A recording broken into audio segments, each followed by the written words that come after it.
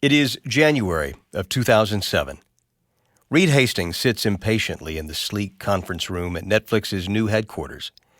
He's waiting for the next in a string of tech journalists to come in and see what he's up to.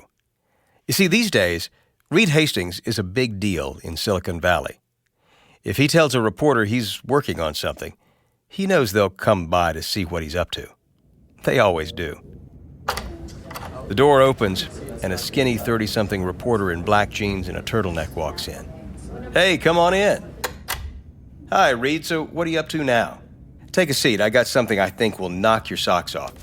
This is our streaming app. We call it Watch Instantly. All you do is load it on your laptop and watch this. The app loads flawlessly. Hastings chooses a movie from a list of titles and then clicks on play, and voila. You're watching a movie. The whole process takes like 20 seconds. Instant, high-quality streaming. You don't have to wait for downloads or anything. Hey, that's pretty cool. But this is just for laptops and computers, right? Well, yeah, for the time being. But people are putting in home theaters and buying bigger televisions. Who's going to want to watch movies on a laptop? And by the way, your laptop's connected to a high-speed internet, right? I mean, how many people have that? More young people are watching entertainment on their computers, and high-speed Wi-Fi is going to be everywhere sooner than you think. Reed, this is pretty neat, but how does this win against cable on demand? I mean, you only have, 1,000 titles here, and look, scroll down. These are all, excuse me for saying so, Reed, but these aren't exactly the hot new releases. That's the wrap on Netflix's new service. Cool idea, but too little content. So much of it a little old or third-rate. Well, thanks for having me over, Reed, and good luck with that. As the journalist leaves, Hastings frowns. Damn, he thinks to himself. He put his finger on it. How do you get people used to this idea of streaming movies on a laptop instead of watching DVDs or ordering them up on pay-per-view? Most of all, Netflix needs studio movies, even bad ones, to make this happen.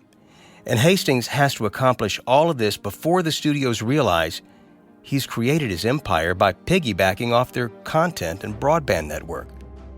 If Reed Hastings can pull this off, Netflix lives. If not, the studio heads in cable will crush him.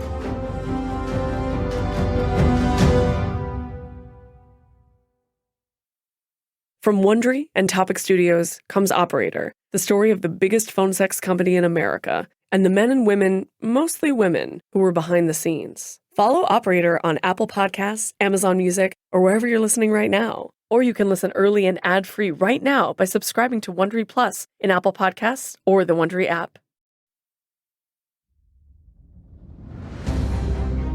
From Wondery, this is Business Wars. I'm David Brown.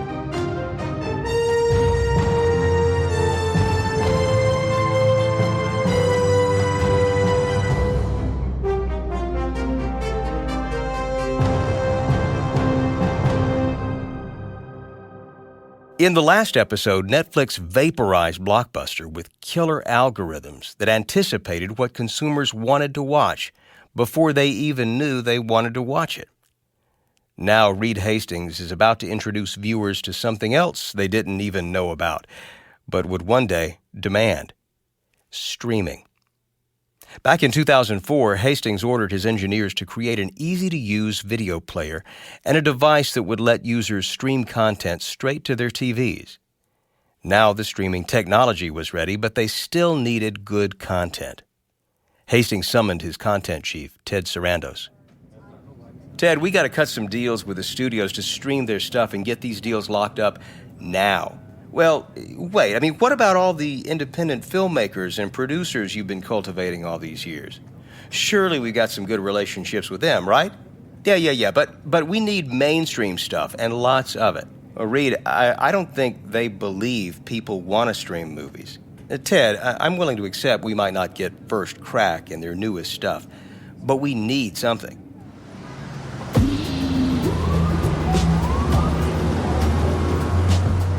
It's 2008.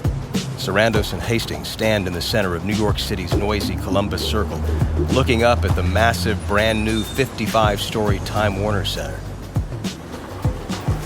They walk into the jaws of the media mammoth. This trip will eventually become an annual pilgrimage for them. As they enter the building for the first time, Sarandos is definitely uneasy. Reed, I gotta tell you, I don't have a good feeling about this.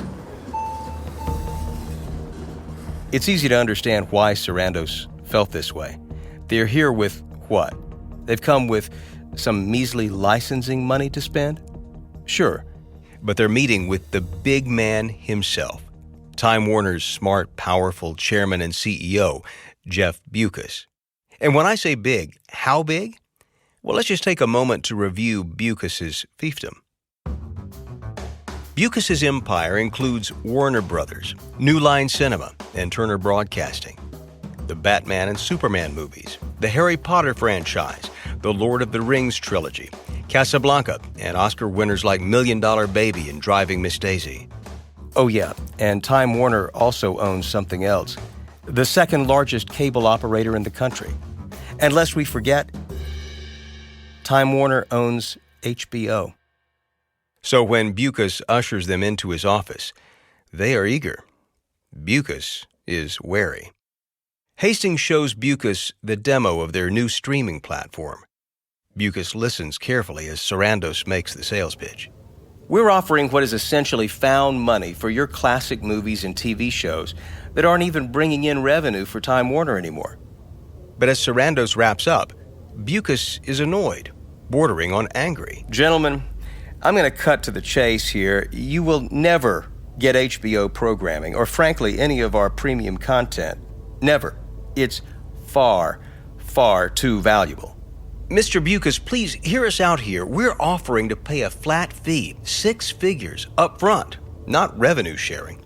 So we at Netflix would be taking on all the risk that people watch it. The answer's still no. Well, what about HBO series? Not in my lifetime. It's understandable Bewkes is protective of HBO's content. He gambled big with original programming a decade earlier when he ran HBO and scored with hits like The Sopranos and Sex and the City. And on top of that, HBO relies on subscribers, just like Netflix. Now, Bewkes understands that Netflix is in many ways trying to follow in HBO's footsteps. Start off by luring subscribers with whatever content you can afford until you're offering exclusive content, first-rate movies and television shows. He knows that eventually, even with this new streaming technology, Netflix will need that high-quality content to survive. But he'll be damned if he'll be the one to give it to him. With Bewkes' rejection, Hastings and Sarandos come to a cold realization. They've got to lock down every content deal they can find now or be shut out of the market. Reed Hastings pushes his sales team to get the Netflix streaming app onto any internet-connected device that plays video, DVD players, game consoles, smartphones. If it's online and it plays video, we got to be there. We need to be front and center on every mobile device. Now, the idea that many people would want to watch an entire movie or TV show on a tiny smartphone screen does, in fact, seem a bit far-fetched to a lot of folks at this point. But Hastings is adamant. This is the future. Netflix launches Watch Instantly, but critics are asking, what's there to watch? Watch Instantly starts in 2007 with only 1,000 titles, a measly 1% the size of their DVD catalog. But Sarandos and his team work around the clock, and by the following year, the list of titles has grown to 10,000. Still, their efforts to get new movies fall short. Netflix's DVD customers are accustomed to getting the best, latest movies just a day or two after ordering them.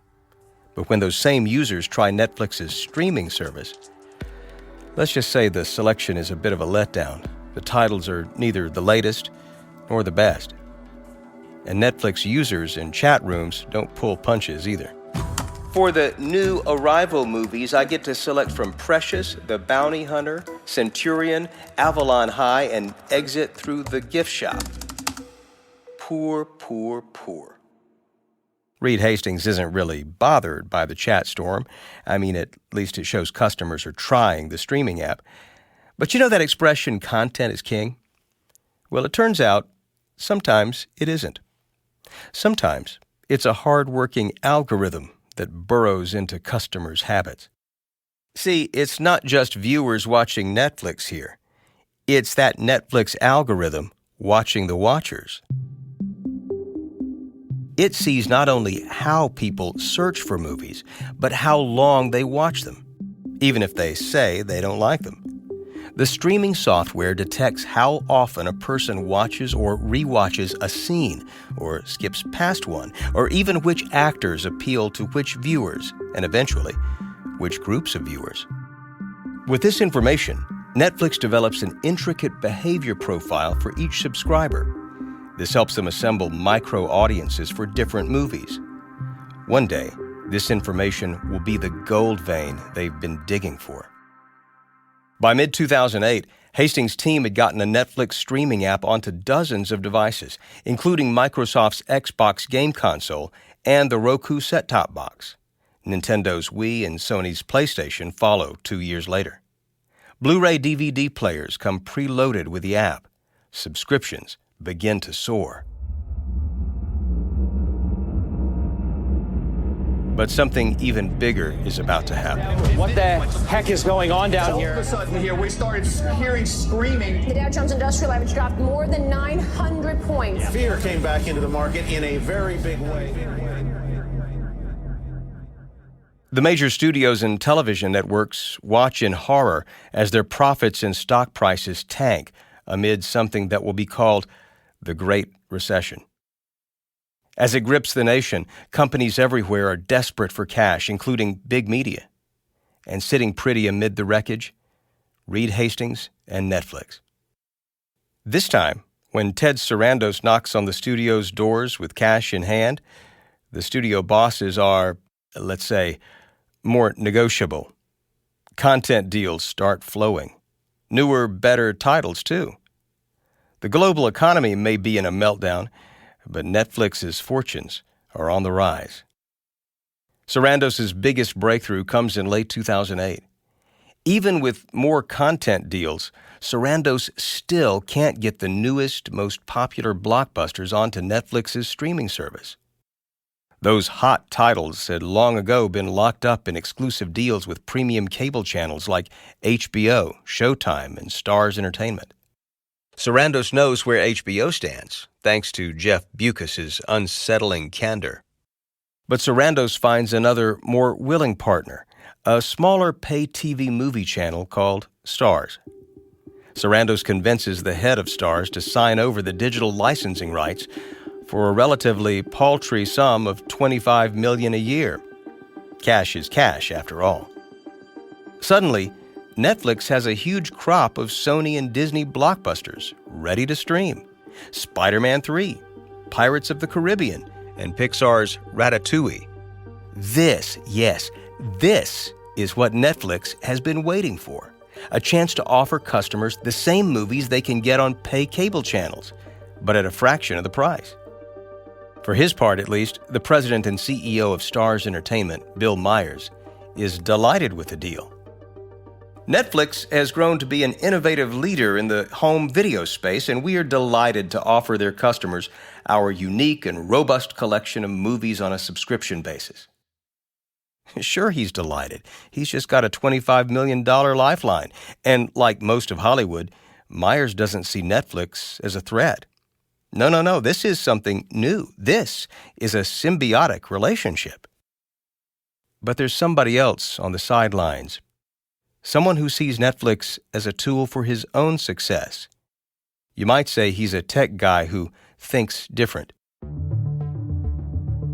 One day, in late 2009, Netflix chief Reed Hastings walks into the Cube farm where his engineers work, clutching a printout in his hand. Folks, listen up. I just got this email from Steve. Steve who? Steve Jobs. He wants to know whether we want Netflix to be the featured streaming app on Apple's new tablet device. Hey, boss, that's cool and all, but We're pretty slammed getting ready for the other product launches. Wrong answer. I don't care if you have to turn the schedule upside down. Folks, we're doing this one. Well, when the iPad launches, you know what happens, right? It's a sensation. As soon as people experience watching videos on their tablets, they're hooked. All those years of Netflix focusing on having the best technology, it's finally paying off. Netflix now has the undisputed go-to streaming app for the everyday viewer. Nothing will ever be the same again.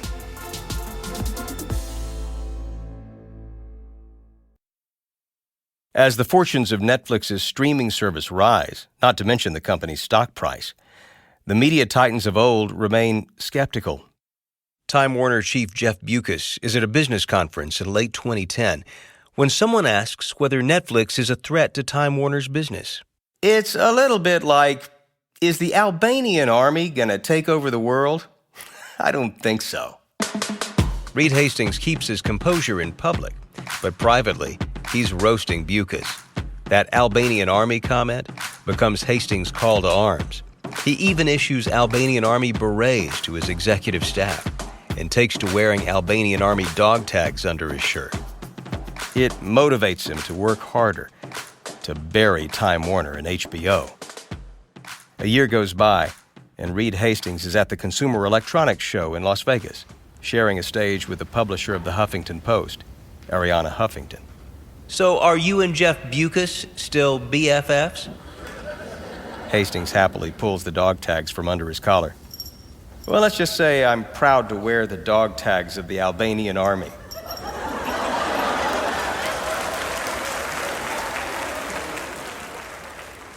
By the end of 2010, Hastings has a lot to crow about. Netflix is spending less on marketing, but the number of subscribers explodes to more than 20 million, while cable companies are stagnating or losing customers. Two little words would become cable's worst nightmare: cord cutter. They would also become a boon to Netflix. What could be sweeter? Well, for starters, Fortune magazine bypasses the CEO who pulled General Motors off the rocks to name Reed Hastings its Business Person of the Year. But employees who'd been on the journey with Hastings notice a change. The success is starting to go to his head. Bewkes can't resist taking shots at Netflix publicly. At a conference in New York, he uses his keynote speech to warn his peers to protect their content, or at least cut better deals. Why should anyone subscribe to Starz when they can basically get the whole thing for just about nothing? I mean, once you put it on Netflix, you really can't sell it anywhere else. And then, just as Netflix employees were retiring their Albanian berets, Bewkes does it again. In an interview with CNBC's Julia Boorstin, the Time Warner chief waves a red flag right in Reed Hastings' direction. I would say Netflix is like a 200-pound chimp. It's not an 800-pound gorilla. But now, Hastings takes the insults in stride. With every new goal reached, he becomes more confident and less willing to listen, not just to the critics like Bewkes, but to those in his inner circle, too. Over the next 2 years, Hastings forces out the executive team that brought him through the bloody Blockbuster battle and through the early streaming years. Hastings replaces his battle-hardened no-men who field-tested his earlier whims with yes-men who do what he orders, no questions asked. And then Hastings does something even more dangerous. He stops listening to his customers. In late 2011, Hastings starts charging for streaming, telling customers Netflix would spin off its DVD by mail service as a separate company called Quickster. It would become a massive self-inflicted wound. Under this new scheme, if customers wanted to use both DVD by mail and streaming, it would cost them. Netflix would charge as much as 60% more. This in a recession. Netflix spins off its DVD by mail service as Quickster. Is this the worst product launch since New Coke? Shares plummet. It's a debacle. About 800,000 subscribers quit the service altogether that quarter, and it seems like the rest have jumped on social media to complain. That Sunday, after the big announcement, Hastings summons his PR team to the headquarters in Los Gatos. Steve Swayze, the last of his battle-tested executive staff, arrives to find his boss looking haggard and unkempt. Swayze begs him to reconsider. Then Hastings tells Swayze his own idea for fixing the debacle. I need to apologize to our subscribers personally, and I want it to feel authentic. We'll put it up on YouTube tonight. Reed, I don't think you're creating an impression of confidence by wearing that beach shirt and jeans and sitting at a patio table. Oh, come on, Steve. I want it to look informal. Okay, I get it, but can we just get a professional camera crew and a little bit of rehearsal? No rehearsal. I'm going to speak from the heart. Well, it's almost painful to watch. The video stars Hastings and an uncomfortable-looking Andy Rendich, the new head of Quickster. And almost as soon as it hits YouTube that night, it is savaged by the press, by consumers, and by late-night comics. Yeah, and by the way, we know it's off-putting to see the CEO of a powerful company rocking a goatee and teal shirt, but trust us, we know what we're doing. Thank you for your support. It took Netflix more than a year to win back its subscribers. Reed Hastings practically went into hiding because of the anger and mockery his presence evoked for months after the Quickster disaster. As he waited for customers to forgive him, Hastings and his team worked on the next phase of the Netflix revolution. Our goal is to become HBO faster than HBO can become us. That is on the next episode of Business Wars. Hope you enjoyed this episode of Business Wars, and we invite you to subscribe on Apple Podcasts, Stitcher, NPR, iHeartRadio, or wherever you're listening right now. You'll find a link on the episode notes. Just tap or swipe over the cover art. You'll also see some offers from our sponsors, and we hope you'll support our show by supporting them. Now, if you like what you heard, we'd love you to give us a 5-star rating and review us. And make sure to tell your friends and show them how to subscribe too. Another way you can support the show is by filling out a small survey at Wondery.com/survey. I'm your host, David Brown. Gina Keating, author of the book Netflixed, wrote this story. Karen Lowe is our senior producer and editor. Sound design by Jeff Schmidt. Our executive producers are Ben Adair, Marshall Louie, and Hernan Lopez for Wondery.